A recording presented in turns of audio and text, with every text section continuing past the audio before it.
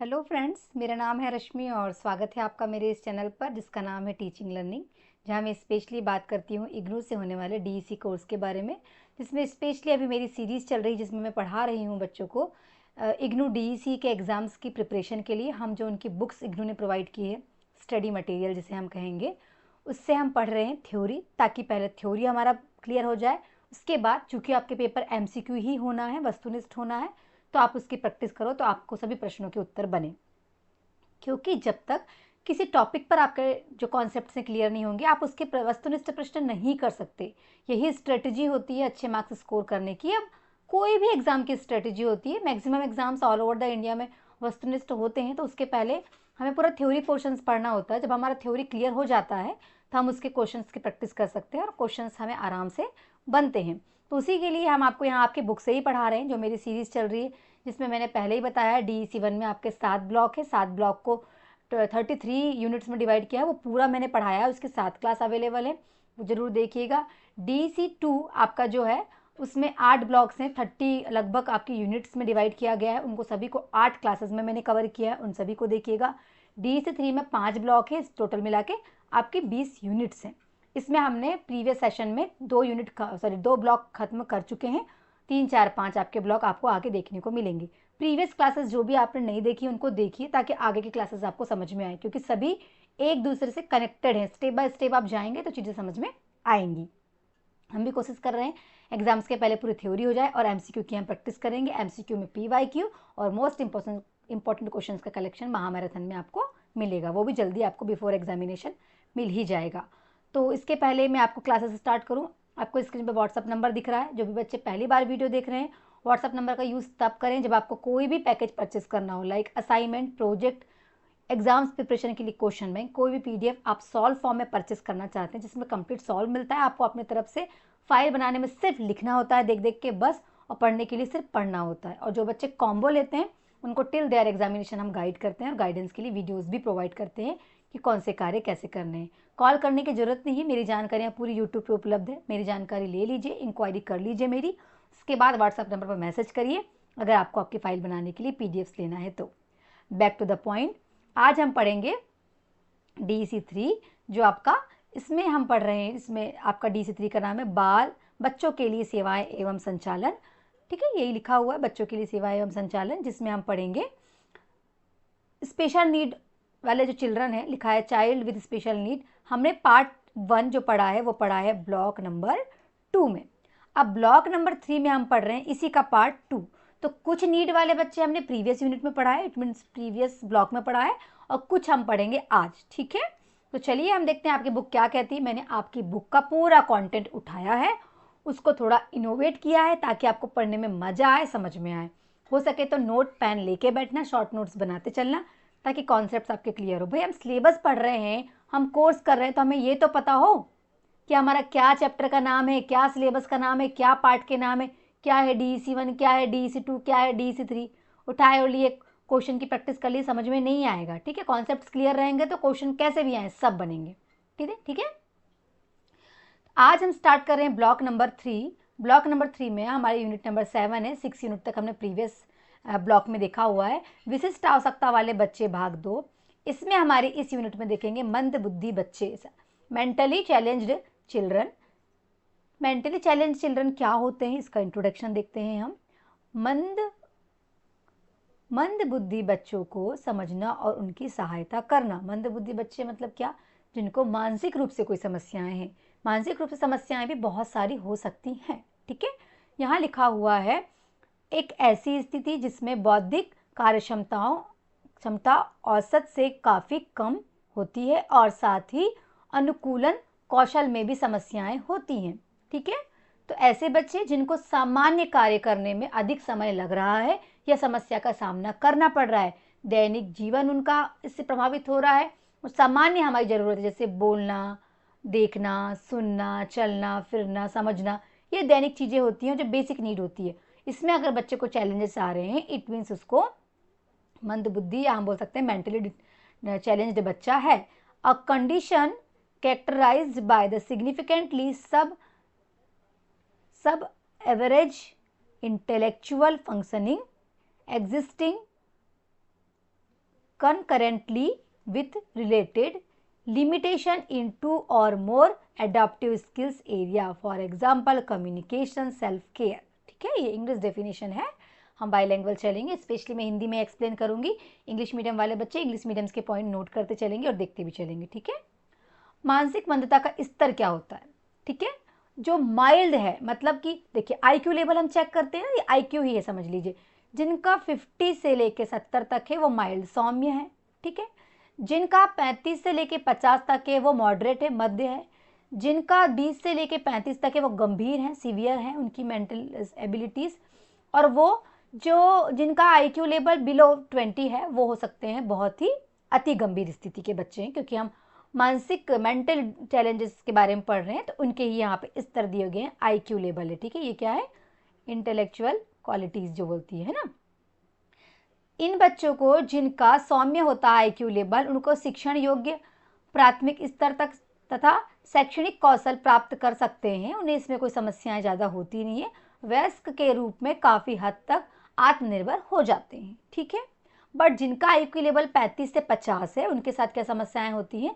शैक्षणिक योग्य स्वयं की देखभाल और संयम कौशल, जो संयम कौशल होता है वो कर सकते हैं, सीख सकते हैं, पर इन्हें सहायता की जरूरत पड़ती है, इन्हें सहायता देना पड़ता है और सहायता वातावरण के लिए आवश्यकता पड़ती है। ठीक है, अब जिनकी गंभीर स्थिति है भाई वो उनको बहुत ज़्यादा आवश्यकता है। ठीक है, आत्म देखभाल की भी सीख की जरूरत है और इन्हें हमेशा इनके लिए सीमित संचार की जरूरत पड़ती है, क्योंकि इनका आईक्यू लेवल थोड़ा नहीं बहुत ज़्यादा कम है।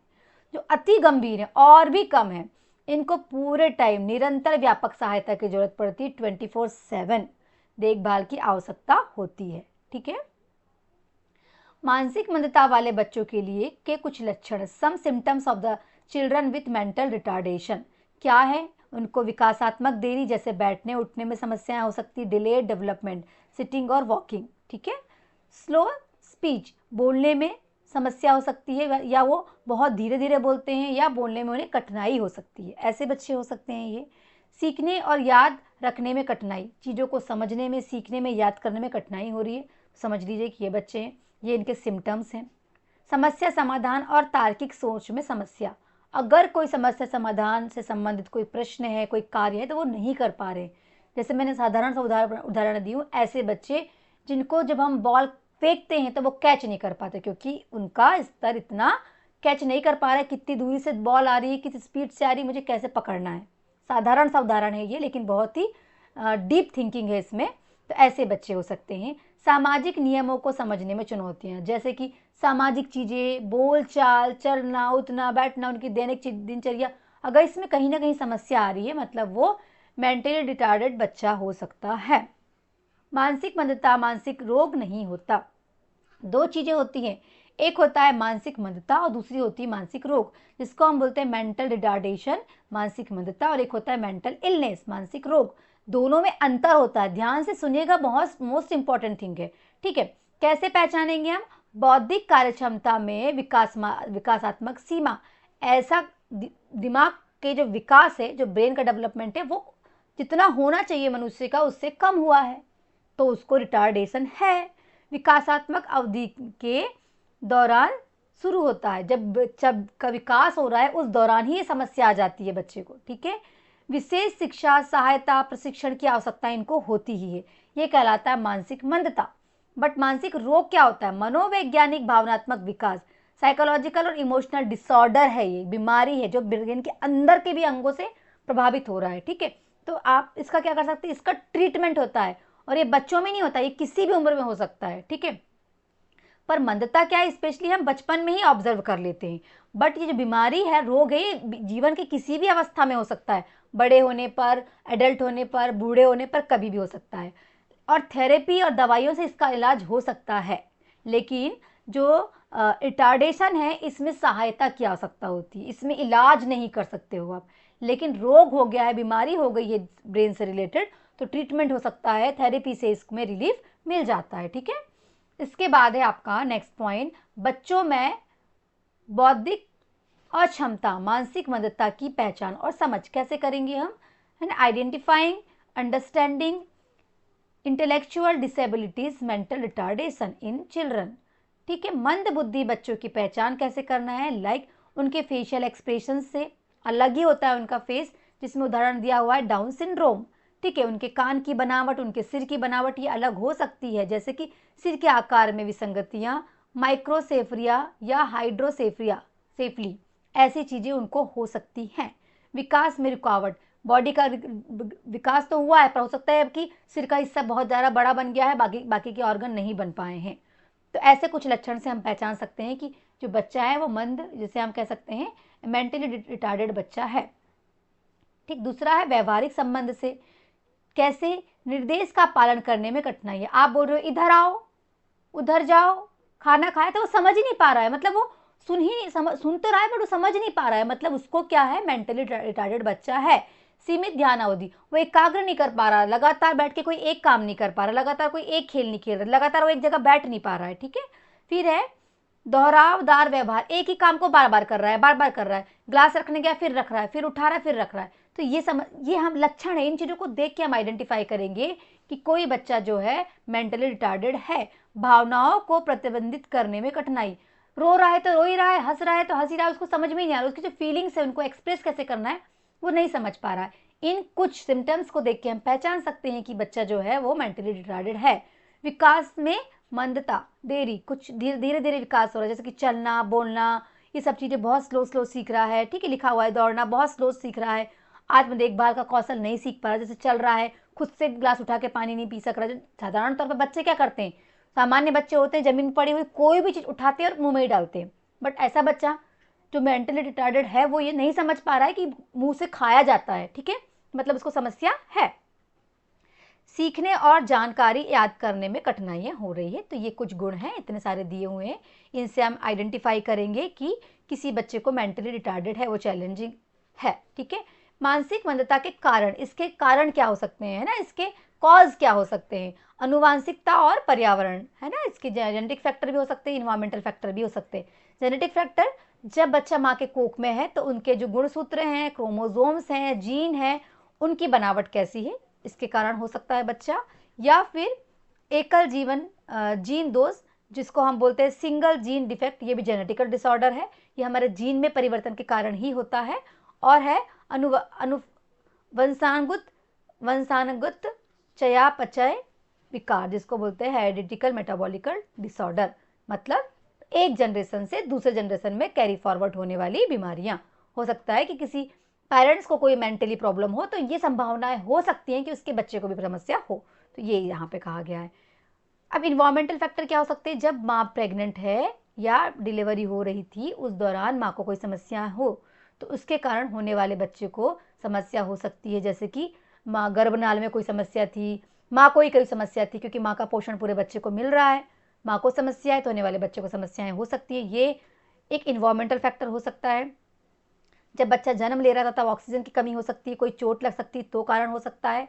या फिर प्रसव स्तर, गंभीर बाल संक्रमण, जैसे जब बच्चा ने जन्म लिया उसके बाद कोई संक्रमण तो नहीं हुआ उसको, ये सारे कारण भी हो सकते हैं। एक्सटर्नल फैक्टर, जिसको हम बोलेंगे इन्वायरमेंटल फैक्टर, जिसके कारण कोई भी बच्चा मेंटली रिटार्डेड हो सकता है, मानसिक रूप से मंदता आ सकती है उसमें। ठीक है, इसके बाद नेक्स्ट पॉइंट आपका कहता है कि मानसिक रूप से अच्छा में बच्चों के साथ कार्य कैसे करना, क्योंकि हम एक ईसीसी टीचर बनने जा रहे हैं और इंक्लूसिव एजुकेशन है, समावेशी शिक्षा है, हम जहाँ भी केंद्र में पढ़ाएंगे वहाँ सभी प्रकार के बच्चे आएंगे, तो हम इसके बारे में इसलिए पढ़ रहे हैं कि जब हम ऐसे बच्चों के साथ डील करें तो किन बातों का ध्यान रखना है।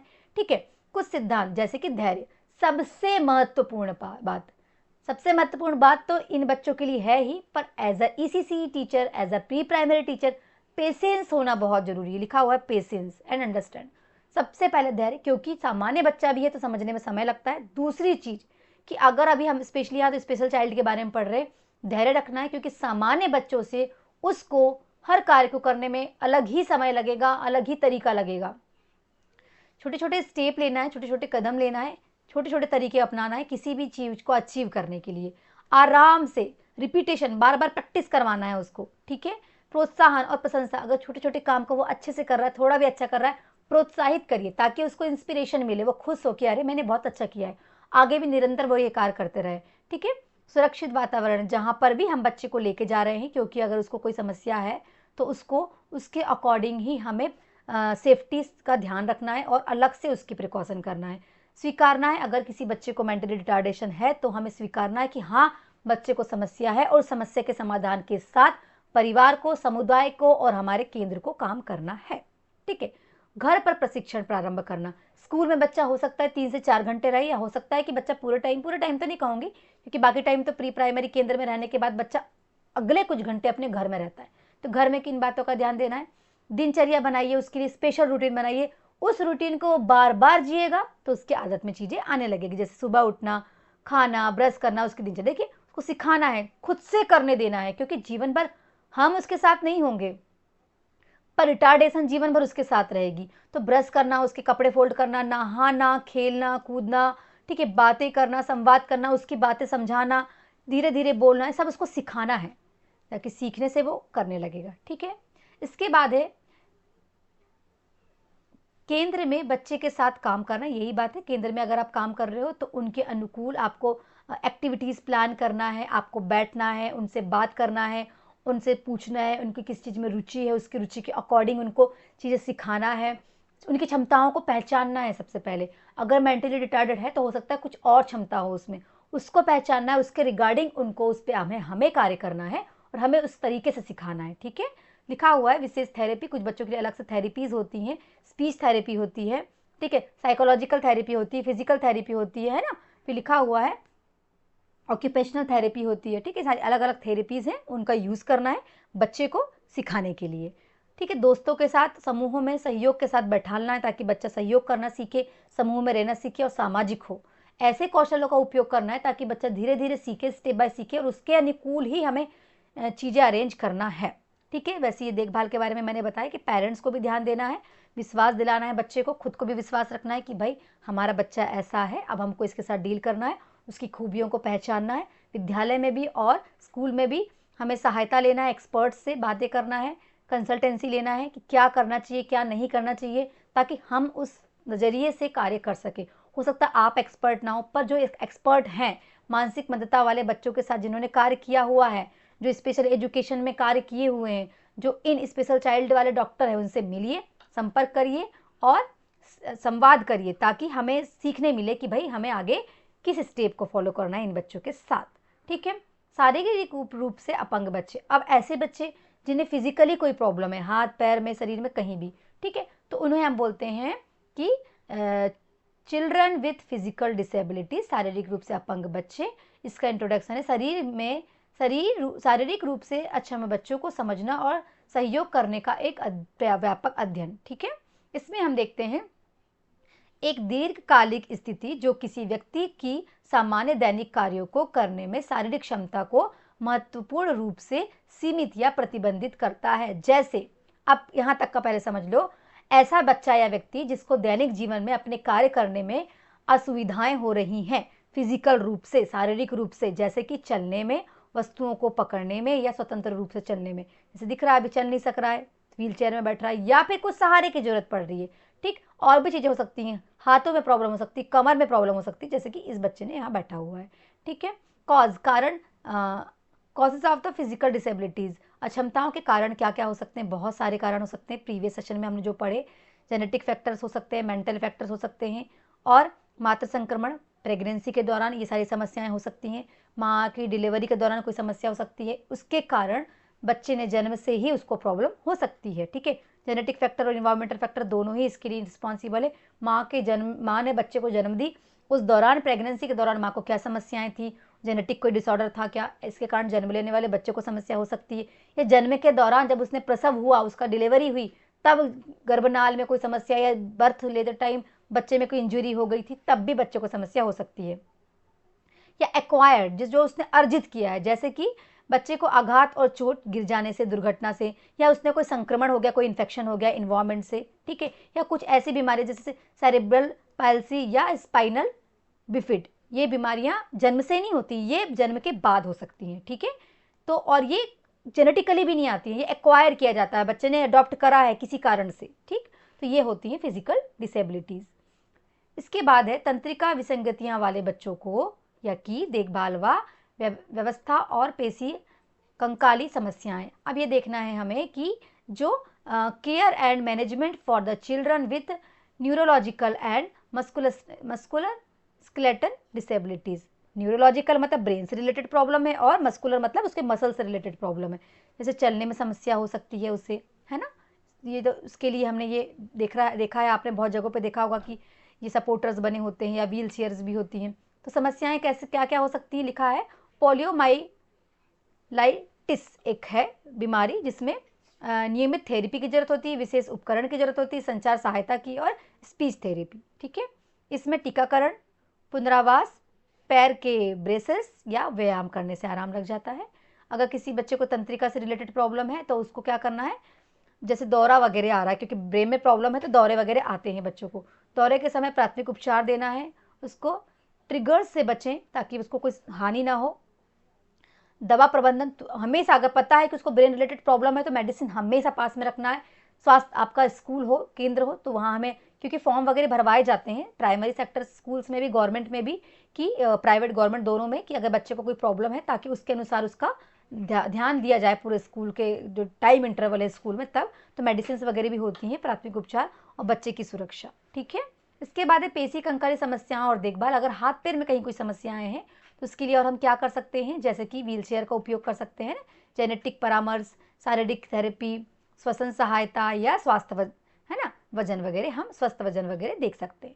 इसके बाद अगर दर्द है तो ये देखिए, अगर जोड़ों में दर्द है, हाथ पैर में कहीं दर्द है तो पेन रिलीफ टाइप का जो आता है सेकने के लिए वो कर सकते हैं, छोटी छोटी एक्सरसाइज कर सकते हैं, जोड़ों के संक्रमण को रोकने के लिए मेडिसिन का यूज़ कर सकते हैं, एंटी इन्फ्लामेटरी दवाइयाँ ले सकते हैं। डॉक्टर्स है, अगर बच्चे को कोई इस प्रकार के बोन्स में प्रॉब्लम है, इस प्रकार के बैंडेज का यूज़ कर सकते हैं हम।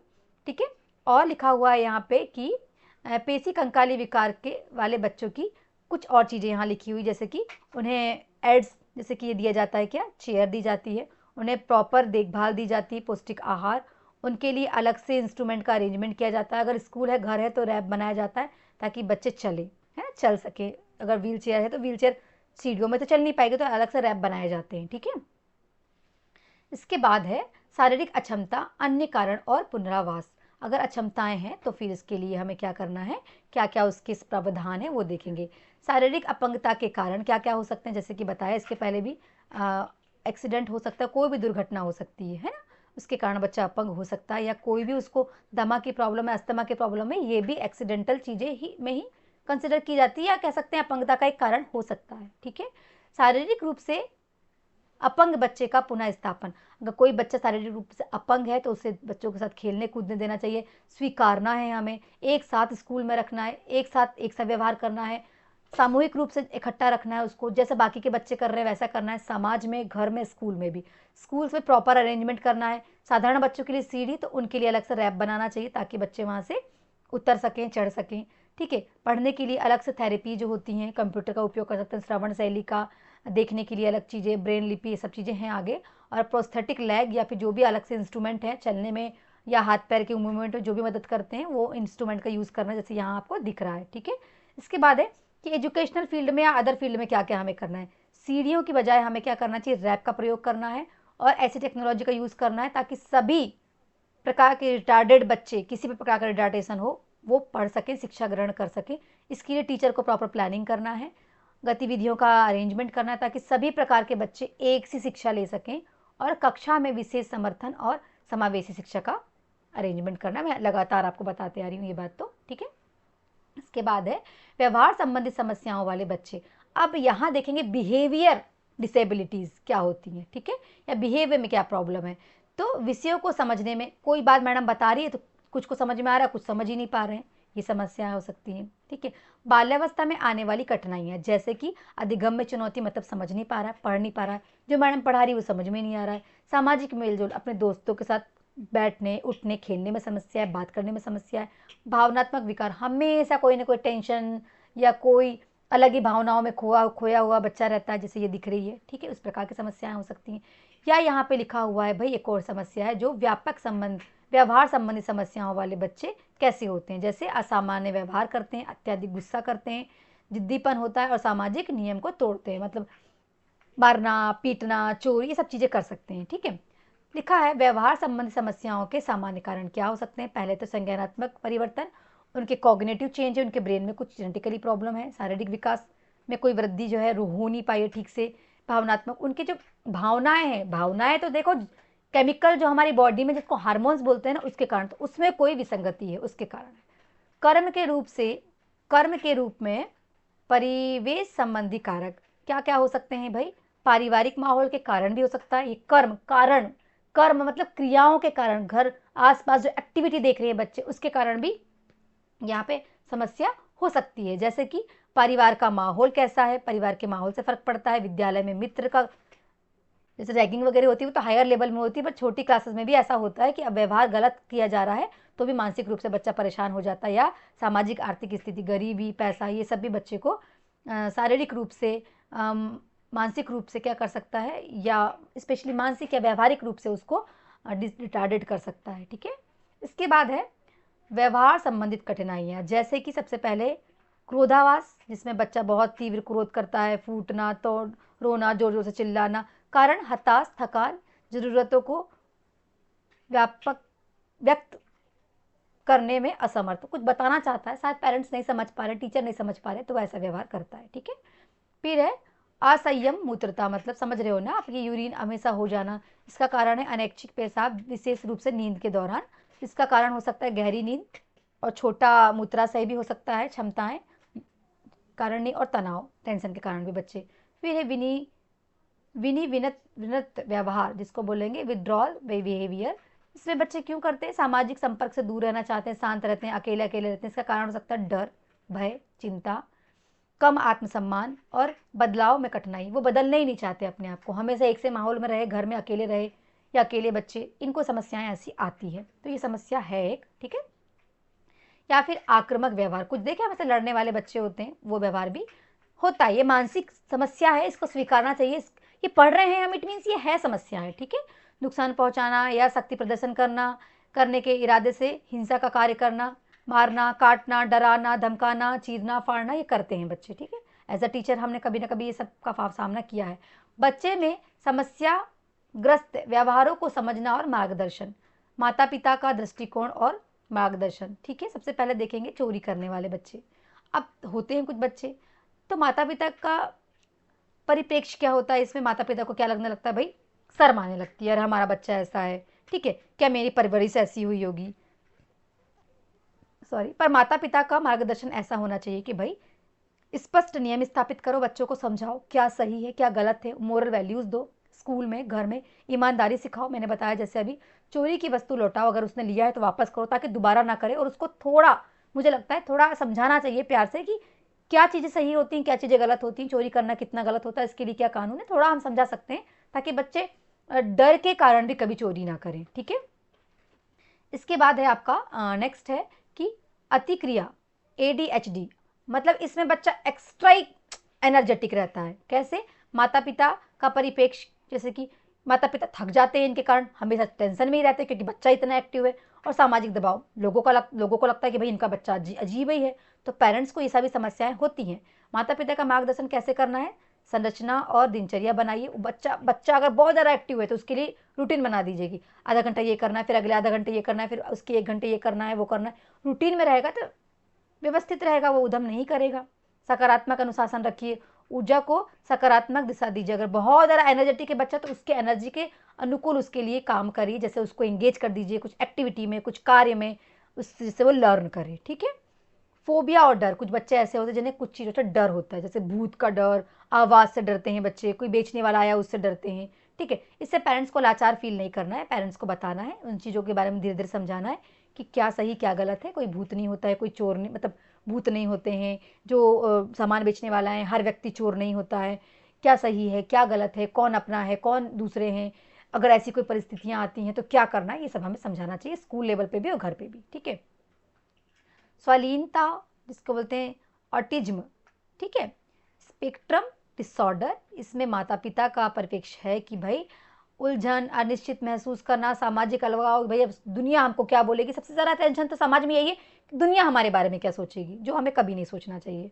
ठीक है, तो पेरेंट्स को शीघ्र हस्तक्षेप करना चाहिए। अगर बच्चा ऐसा कुछ कर रहा है, उसको कुछ काम करने में कठिनाइयाँ हो रही हैं, जल्दी जल्दी वो कुछ चीज़ को समझ नहीं पा रहा है, तो पेरेंट्स को तुरंत जल्दी से जल्दी बच्चों के साथ इंगेज होना चाहिए, बच्चों को टाइम देना चाहिए, बच्चों से कम्युनिकेट करो, संचार करो, समझाओ उनको, कम्युनिकेशन स्ट्रॉन्ग करो बच्चों का, ताकि हम उनकी बात को समझ सकें, वो हमारी बातों को समझ सकें, और जल्द से जल्द उनकी दिनचर्या को सुव्यवस्थित करिए ताकि वो समझें और कार्य को अच्छे से करें। ठीक है। इसके बाद है समस्याग्रस्त बच्चों के माता पिता का मार्गदर्शन। भाई बच्चे तो छोटे हैं, उनको तो हम करवा ही रहे हैं एक्टिविटी, पर उनके बच्चे जो बच्चे जिनके माँ बाप हैं, माँ बाप को भी समस्याएं होती हैं, वो अलग ही मानसिक स्थिति से गुजरते हैं जिनके बच्चे किसी भी प्रकार से स्पेशल नीड वाले हैं। तो पेरेंट्स का परिप्रेक्ष्य क्या होगा? भावनात्मक उतार चढ़ाव। बस पेरेंट्स को यही लगता है कि भाई चिंता है, अपराध बोध फील हो रहा है कि भाई हमारे साथ ही ऐसा क्यों हुआ, अवसाद है, प्यार और समर्पण देने की ज़रूरत है ताकि वो समझें कि भाई हमारा बच्चा है, ये भगवान के द्वारा दी गई देन है, हमें इसको स्वीकारना है। ठीक है। दूसरी एक समस्या है वित्तीय समस्या, कि भैया बच्चे को ये समस्या आ गई है तो हम इसको कैसे पढ़ाएंगे, क्या इसकी पढ़ाई महंगी होगी, क्या इसके इंस्ट्रूमेंट जो भी स्पेशल नीड वाले बच्चे हैं उनके लिए कोई भी सामग्री लग रही है, कोई नीड की ज़रूरत है तो हम कहाँ से पैसा लाएंगे, किससे सहायता लेंगे, ये समस्याएं हो जाती हैं। सामाजिक अलगाव, पेरेंट्स अपने आप को अलग ही कर लेते हैं लोगों से कि अब मेरा बच्चा अलग है, मैं ना इनके साथ उठ सकता ना बैठ सकता, और अपने आप को अलग ही फील करने लगते हैं, जबकि ऐसा नहीं होना चाहिए। भविष्य के बारे में अनिश्चितता, कि अभी तो हमारा बच्चा ठीक है पर आगे हमारा बच्चा हमारे बिना कैसे सर्वाइव करेगा, ये भी एक बहुत बड़ी टेंशन होती है। तो मार्गदर्शन और समर्थन, अभी इसमें पेरेंट्स को मार्गदर्शन की ज़रूरत है, सहानुभूति देना चाहिए पेरेंट्स को भी और पेरेंट्स के द्वारा बच्चों को भी। पेरेंट्स को ट्रेंड करेंगे तो बच्चा ऑटोमेटिक ट्रेंड हो जाएगा, हमें स्वीकारना है और हमें इसके साथ ही डील करना है। शिक्षा और जागरूकता, पेरेंट्स को भी जागरूकता दीजिए कि भाई ये जो बच्चे के साथ समस्याएं हैं ये होती हैं, इसको स्वीकार करिए, इसके साथ डील करिए। तो पेरेंट्स को ट्रेन करना है, समझाना है, और ताकि ये भी और जो शिक्षक हैं कक्षा में वो भी सब मिलकर बच्चों के जीवन के लिए अच्छे कार्य कर सकें। परिवेश मदद, ठीक है, जहाँ पर भी हम रह रहे हैं वहाँ डॉक्टर से मिलना है, परिवेश की हेल्प लेना है, चाहे एज अ एजुकेटर हम मदद करेंगे पेरेंट्स की, एज अ डॉक्टर, और समाज में जो सोसाइटी में जो बने हुए हैं अलग अलग संस्थाएं जो स्पेशली स्पेशल नीड के लिए काम करते हैं उनको भी जाके पेरेंट्स से मिलना है या पेरेंट्स को उनसे मिलना है ताकि हमें सही मार्गदर्शन मिले कि हमारे बच्चों के साथ हमें कैसे डील करना है। ठीक है। माता पिता का समूह से जुड़ना, अलग अलग समूह से मिलिए, समझिए जो ऐसे पेरेंट्स हैं जो ऑलरेडी इन सब चीज़ों से डील कर रहे हैं उनसे मिलिए और समझिए कि अगर हमारे बच्चे को कोई समस्या है समाधान हम कैसे करेंगे। ठीक है। इसके बाद है आपके यूनिट नंबर 10, यहाँ पढ़ेंगे दृष्टि दोष वाले बच्चे। ठीक है। हम स्पेशल नीड पार्ट 2 पढ़ रहे हैं, इसमें अलग अलग डिसऑर्डर्स पढ़ेंगे, मतलब डिसेबिलिटीज़ पढ़ेंगे, एक्चुअल डिसऑर्डर नहीं डिसेबिलिटीज़। तो हम पढ़ेंगे आँख से संबंधित बीमारियाँ, इसमें अलग अलग बीमारियाँ हो सकती हैं जैसे कि दृष्टि दोष वाले बच्चों को समझने में उनके समावेश और विकास के लिए सहायता प्रदान करते हैं। ठीक है। इसको हमको कैसे समझना है, सबसे पहले समझेंगे नेत्रहीनता से क्या समझते हैं। नेत्रहीनता का मतलब ऐसा बच्चा जो हमेशा से ब्लाइंड ही है, हो सकता है वो जन्म के पहले से हो सकता है वो जन्म के बाद हो। जन्म के पहले से मतलब जब पैदा हुआ तब से आइडेंटिफाई किया डॉक्टर ने कि उसकी रेटिना में इमेज नहीं बन रही है, वो देख नहीं पा रहा है, और कभी कभी बर्थ के बाद भी समस्याएं हो सकती हैं। उसके चेकअप करने के कुछ तरीके हैं, इसको देखा जाता है और समझा जाता है कि बच्चे को प्रॉब्लम है। फिर है अल्पदृष्टि। अल्पदृष्टि एक ऐसी दृष्टि जहाँ बच्चे को दिख रहा है पर स्पष्ट तरीके से नहीं दिख रहा है। दृष्टि दोष का पता कैसे लगाएंगे, जैसे बच्चे को आंखों में सिकुड़न हो रही है, वस्तुओं को समझने में, पास में रखी हुई आस पास में ला के देख रहा है, वो समझ नहीं पा रहा है, बार बार उसको मसल रहा है आंखों को, लालिमा है आंखों में सूजन है, पपड़ी है, ठीक है, उसके लगातार आंखों में दाने दिख रहे हैं, फिंसियाँ दिख रही हैं, वो तिरछा दिख रहा है, भैंगापन है, तो इसके लिए उसको आंखों में समस्याएं हो सकती हैं। स्क्रीनिंग और निदान, उसके लिए टेस्ट करवाना है, आपको आई स्पेशलिस्ट से मिलना है, वो आंखों का चेक करेंगे और बताएंगे क्या समस्याएं हैं, जो भी इसकी समस्याएं हैं। तो समय पर हस्तक्षेप के लिए प्रारंभिक पहचान करें, पहले ही पहचान कर लीजिए, अगर उसको देखने में दिक्कत है, समझने में दिक्कत है तो उसको जल्द से जल्द नज़दीकी आई स्पेशलिस्ट को दिखाना है। ठीक है। इसके बाद है कि दृष्टि दोष का बच्चे के विकास में क्या फ़र्क पड़ता है, बहुत फ़र्क पड़ता है। ठीक है। क्यों? क्योंकि अगर बच्चे की आंखें नहीं है तो सोचिए वो कलर नहीं देख पा रहा, शेप नहीं देख पा रहा, साइज़ नहीं देख पा रहा है, दुनिया को देख ही नहीं पा रहा है, तो बहुत समस्या है।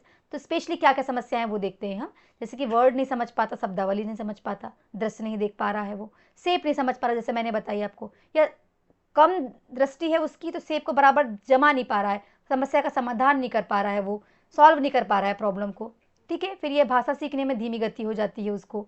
ठीक है। संवेदी विवरणों को पर निर्भर होता है, वो कुछ ना कुछ उसको उपकरण चाहिए चलने फिरने के लिए। ठीक है। फिर है संज्ञानात्मक विकास, अब वो देख नहीं पा रहा है तो उसको पढ़ने समझने में भी दिक्कत हो रही है, तो अलग ही अंतरों का उपयोग करना पड़ता है, वो हम आगे पढ़ेंगे।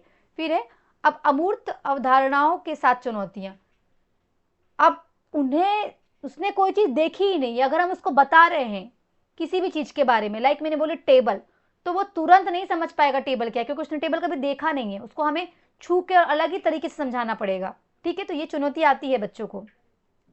फिर ये बहुत धीरे से समझते हैं बच्चे, क्योंकि उन्होंने किसी चीज को देखा नहीं है। देख के समझने में, सुन के समझने में अलग लर्न करता है बच्चा, और जिनको आंखों में प्रॉब्लम है या नहीं देख पा रहा है तो समस्या अलग ही होगी, लर्निंग कैपेसिटी थोड़ी स्लो हो जाती है।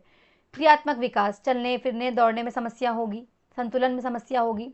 ठीक है, आसपास के वातावरण का पता ही नहीं चल रहा उसको, क्या है, पेड़ कैसा दिखता है, सूरज कैसा है, चट्टान कैसी है। ठीक है, ये सारी चीजें हैं।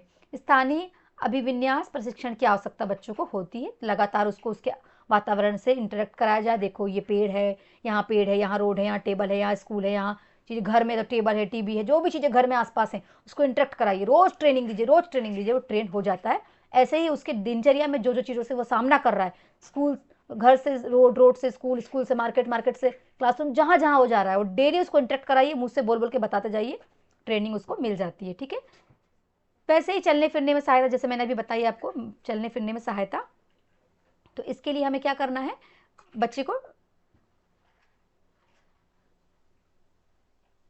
को हमें सहायता देना है, जैसे कि यहाँ चलने फिरने में मैंने बताया है ना। उसके बाद यहाँ पे लिखा हुआ है आपका कि समाज में सामंजस्य और भावनात्मक विकास। अब इसके लिए समाज में भी हमें उसे उतना ही सम्मान देना है जैसे बाकी लोगों को दे रहे हैं, सामान्य बच्चों की तरह व्यवहार करना है, सामान्य बच्चों की तरह बातचीत करना है, उतना ही स्नेह देना है उसको। बातचीत की शुरुआत करिए, कोई भी चुनौती आ रही है उसका बताइए कि उसे कैसे सामना करना है। कैसे बच्चों को बचपन से हम सिखाएं कि किसी भी डिसेबिलिटीज़ के साथ हमें डील करना है, और जो हमारे फ्रेंड सर्कल में लोग हैं, समाज में हैं, उनको भी उसी भावना से देखना है जैसे हम हैं। तो ये सब सिखाना होता है। ठीक है, पेरेंट्स को भी सिखाना है और हमें एज अ टीचर भी सिखाना है। ठीक है, इसके बाद है दृष्टि दोष वाले बच्चों को सीखने में सहायता करना। जैसे मैंने भी बताया, सबसे पहले स्नेह दीजिए, प्यार दीजिए, उनको भरोसा दिलवाइए। ठीक है, उनका आरामदायक शरीर स्पर्श करवाइए और उनकी दिनचर्या बना दीजिए। ठीक है, भाषा अर्जित करने के लिए ब्रेन लिपि आती है, कुछ वर्णमालाओं का उपयोग करिए, वस्तुओं का उपयोग करिए, जो उसे पढ़िए, कहानी सुनाइए। ठीक है, ये सब चीज़ें इंग्लिश में भी लिखिए। इंग्लिश मीडियम वाले बच्चे थोड़ा पढ़ लेंगे, बाकी समझ में तो आ ही रहा होगा आपको। नोट्स बनाना है तो इंग्लिश में भी बना सकते हैं। परिवेश के बारे में जैसे मैंने भी बताया कि परिवेश के बारे में बताइए कि ये पौधा है, देखिए ये आम की पत्ती कैसी होती है, बॉल कैसी होती है, लकड़ी कैसी होती है, पत्थर कैसा है, चट्टान कैसे, किसकी बनावट कैसी है, ये सब हमको उसको छू छू के दिखाना है। रोड के बारे में मैंने अभी बताया आपको, उसको आपको कैसे ट्रेनिंग देना है, पेरेंट्स, एज अ पेरेंट्स भी, एज अ टीचर भी। पेरेंट्स है तो घर से स्कूल तक सिखाना है, और स्कूल में है तो टीचर्स को सिखाना है। ठीक है, ये देखिए, चलने फिरने में सहायता करना है, वातावरण के बारे में बताते जाना है, कहाँ रोड है, कहाँ पेड़ है, कहाँ चेयर है, कहाँ क्या है, ताकि वो सीखते जाए। ठीक है, फिर उसको अपने देखभाल स्वयं करना सिखाना है, ब्रश करना, नहाना धोना, कुछ कुछ बेसिक नीड जो खुद से करना सीखे। प्रॉपर ट्रेनिंग करवाने से ना बच्चे सीख ही जाते हैं। ठीक है, कोई भी डिसेबिलिटी तो सीख जाते हैं बच्चे। प्रारंभिक हस्तक्षेप और विशेषज्ञ की सलाह, तुरंत आपको सब चीज़ें सिखाना है, तुरंत हस्तक्षेप करना है, विशेषज्ञ से मिलना है, परामर्श करना है, और ब्रेन लिपि या अदर कोई भी ऐसी विकल्प है जो दृष्टि दोष वाले बच्चों के साथ कार्य करने में मदद करेगी, उसका उपयोग करना है। अब हम देखेंगे श्रवण दोष, जिसमें हियरिंग प्रॉब्लम है, बच्चों को सुनने में कोई समस्या है। इंट्रोडक्शन, जिसे बहरापन भी कह सकते हैं, या आंशिक बहरापन या आंशिक श्रवण दोष भी कह सकते हैं, जिसमें बच्चे को सुनने में दिक्कत है या पूर्ण रूप से सुनने में दिक्कत है। इसमें बच्चे को बचपन से ही हम आइडेंटिफाई कर सकते हैं कि बच्चे को सुनने में दिक्कत है, क्योंकि मैंने पहले ही यूनिट में पढ़ाया है आपको, रिफ्लेक्स एक्शन तुरंत देता है बच्चा, कुछ गिरी बजी तो तुरंत एक्शन करता है, नहीं कर रहा है मतलब इसको समस्या है। तो भाषा के संचार में कठिनाइयाँ हो सकती है, तो उसके लिए हमें शुरुआत में ही जांच करनी है और उसके अनुसार हमें पढ़ाना है। ठीक है, उसके बाद श्रवण शक्ति की पहचान करना है, भाषा का विकास देखो, संचार करो। अगर इसमें कोई समस्याएं आ रही हैं बच्चे को, तो फिर हमें तुरंत डॉक्टर से मिलना है। कान की संरचना के बारे में हमने पिछले कल ही पढ़ा हुआ है, मतलब प्रीवियस सेशन में पढ़ा हुआ है, कैसे संरचना बाहरी है, फिर अंदर ड्रम है, फिर तंत्रिका कोशिकाएं हैं, सबका कनेक्शन ब्रेन से है, ये सारी चीज़ें हैं। तो एक बार आप हो सके तो पॉज करके देख सकते हैं। ठीक है, श्रवण दोष को समझना, स्तर, कारण, देखभाल और पहचान कैसे करेंगे भाई। श्रवण दोष जैसे कि माइल्ड है ना, कोमल आवाज़ों में कठिनाई, कुछ चीज़ों को सुनने में समस्या हो रही है। ठीक है, ठीक है, इसमें मेगा ये लिखा है ना, ये यूनिट्स है ना, साउंड की यूनिट्स लिखी हुई है, 21 से 40। फिर है आपके यहाँ पे 41 से 70, जिसमें बातचीत करने में कठिनाई हो रही है, जोर से बोलने में, 10 संकेत जरूरी बोली नहीं समझ पा रहे हैं, नहीं सुन पा रहे हैं बच्चे। तो ये अलग अलग समस्याएं हो सकती हैं इसमें। 71 से 90, यहाँ 91 से, यहाँ बहुत ज़्यादा ज़्यादा ही कंडीशन बच्चे की ख़राब है, नहीं सुन पा रहा है, ठीक है। फिर इसके कारण क्या क्या हो सकते हैं, मेनली जेनेटिक कारण भी हो सकते हैं, जीन भी हो सकते हैं, एजिंग भी हो सकती है, चोट लगने से हो सकता है, कभी उसने तेज आवाज़ से सुन लिया होगा, संक्रमण हो गया होगा कान में, या मेडिसिन की एलर्जी, सब चीज़ें भी हो सकती हैं। कठिनाई का कान की देखभाल संबंधी कुछ संकेत, जैसे कि हमें बहुत तेज आवाज़ नहीं सुनना चाहिए, सुरक्षित उपकरणों का प्रयोग करना चाहिए जब स्विमिंग कर रहे हैं, या हम कहीं भी पानी वाली जगह में जा रहे हैं, कहीं भी कान को साफ़ करना है, अच्छे उपकरणों का उपयोग करना है, ईयरबड वगैरह नहीं डालना है कान साफ़ करने के लिए, कोई भी समस्या हो तुरंत डॉक्टर से मिलना है। श्रवण क्षति की पहचान कैसे करें, बोली समझने में किसी को कठिनाई हो रही है मतलब कान में उसको समस्या है, बार बार दोहराने के लिए बोल रहा है मतलब समस्या है, आवाज़ को तेज करने बोल रहा है मतलब समस्या है, दबी हुई आवाज़ में बात कर रहा है मतलब समस्या है, कानों में बजना, उसको रिंगिंग की आवाज़ सुनाई दे रही है, कुछ भी आवाज़ सुनाई दे रही है मतलब कान में समस्या है, संचार नहीं कर पा रहा ठीक से मतलब इसको कानों में समस्या है। तो श्रवण संबंधी अपंगता वाले बच्चों को देखभाल और शिक्षा, एक व्यापक मार्गदर्शिका, देखते हैं हमें कैसे करना है भाई, क्या क्या काम करना है। विकास के अन्य क्षेत्रों में श्रवण क्षति का प्रभाव, क्या प्रभाव पड़ सकता है भाई, भाषा में, संचार में, सामाजिक भावनात्मक विकास। अब बच्चा सुन ही नहीं पा रहा है तो समस्याएं तो आएंगी, भाषा में, संचार में, सामाजिक समन्वय बिठाने में, संज्ञानात्मक विकास में समस्या आ रही है, और एकेडमिक समस्याएं भी आ रही हैं। प्रारंभिक प्रेरणा और शिक्षा, अगर बच्चे को समस्या है तो हमें तुरंत उसका उपचार कराना चाहिए, और उसके उपचार के अकॉर्डिंग, उसकी समस्या के अकॉर्डिंग उसको शिक्षा, स्वास्थ्य और देखभाल देने की ज़रूरत है। As a teacher, as a parent, हमें अलग से उनके लिए व्यवस्थाएं करनी है, जैसे स्पष्ट और सुलभ संचार करें, संवेदी एकीकरण दृष्टिकोण स्पष्ट करें, ठीक है। फिर व्यक्तिगत योजनाएं बनाएं कि क्लास में अगर 4 बच्चे सुन पा रहे हैं पर 5वां बच्चा नहीं सुन पा रहा तो उसके हिसाब से क्लासरूम में अरेंजमेंट किया जाए, क्योंकि इंक्लूसिव एजुकेशन कहती है समावेशी शिक्षा को इंक्लूड करना है, तो हमारा करिकुलम, हमारी एक्टिविटीज़ उनके हिसाब से ही प्लान होना चाहिए। देखिए यहाँ लिखा हुआ है ना, समावेशी। श्रवण दोष वाले बच्चों के साथ शिक्षा, जैसे कि हम उन्हें, ये देखिए एड्स दिखा है ना, अगर बच्चे हैं तो ऐसा, तो आजकल जो है ना स्पेशल नीड वाले बच्चों के लिए ही अलग से कोर्स किया जाता है, इसमें अलग से टीचर को ट्रेनिंग दी जाती है कि कैसे पढ़ाना है, और उन चीज़ों का उपयोग करके टीचर स्कूल्स का करिकुलम बनाता है और बच्चों को पढ़ाता है, टीचिंग एड्स का उपयोग करता है, हियरिंग एड्स का यूज़ करता है, और बच्चों को उनकी समस्याओं के समाधान के अनुकूल या पढ़ाया जाता है, ठीक है। तो ये यहाँ पे हमारी ख़त्म होती है आपका ब्लॉक नंबर 3, ठीक है, ब्लॉक नंबर 3, जहाँ पे हमने सेकंड कैटेगरी, सेकंड प्रकार पढ़े हमने स्पेशल नीड वाले बच्चों का। वीडियो पसंद आया होगा तो कमेंट जरूर करिएगा, लाइक करिएगा, शेयर करिएगा, और पूरे वीडियो देखिए, स्पीड बढ़ा के देख लीजिए, शॉर्ट नोट्स बना लीजिए, चॉइस इज योर, क्वालिटी बढ़ा लीजिए, स्पीड बढ़ा लीजिए, नोट्स बना लीजिए। अपकमिंग मैराथन के लिए तैयार रहिए, एमसीक्यू की मैराथन बहुत जल्दी देखने मिलेगी, DC 1, 2, 3 की, जहाँ एक साथ आपकी पूरी तैयारी हो जाएगी। तो जुड़े रहिएगा मेरे साथ, ताकि आप और हम मिलकर बदलते हुए हमारे देश के शिक्षा जगत में अपना योगदान देके अपने देश का विकास कर सके। Thank you so much.